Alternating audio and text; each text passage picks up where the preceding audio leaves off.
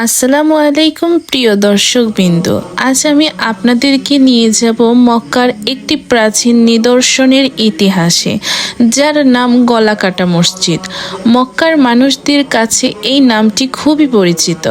ইসলামের প্রাথমিক যুগে যখন হযরত মুহাম্মদ সাল্লাল্লাহু আলাইহি ওয়াসাল্লাম তার সাহাবীগণ মক্কায় কাফেরদের নানান নির্যাতনের শিকার হচ্ছিলেন, তখন তিনি সেই স্থানে অনেক ঘটনা ঘটেছিল।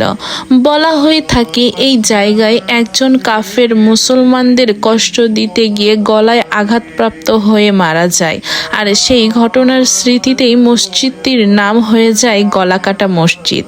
কিছু ইতিহাসবিদ আবার বলেন, কুরাইশদের নির্যাতনের শিকার হয়ে একজন সাহাবী এখানেই গুরুতর আহতর পান এবং সেই আহত ছিল গলার কাছে। সেই থেকে মানুষ জায়গাটিকেও বলে গলাকাটা মসজিদ।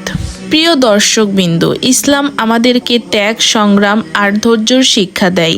গলাকাটা মসজিদের সেই ইতিহাসেরই একটি নিদর্শন, যা আমাদেরকে মনে করিয়ে দেয় কিভাবে প্রথম যুগে মুসলমানরা আল্লাহর পথে পরীক্ষা দিয়ে এসেছেন। আল্লাহ আমাদের সবাইকে সেই ত্যাগ থেকে শিক্ষা নেওয়ার তৌফিক দান করে দিক।